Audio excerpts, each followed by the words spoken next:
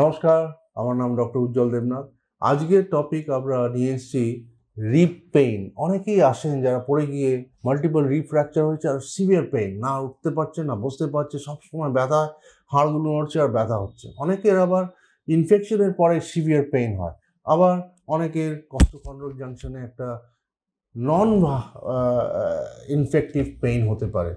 তখন যদি নন infective pain বা ট্রমাটিক পেইনে আমরা কি করি, intercostal nerve block দিই। It is a very technical issue where we go under the ribs and block the nerves at multiple levels, and anesthetic আর একটু steroid দিয়ে সেই ব্যথা দুরন্তভাবে আমরা কমিয়ে দিই। Patients are very happy. Thank you very much.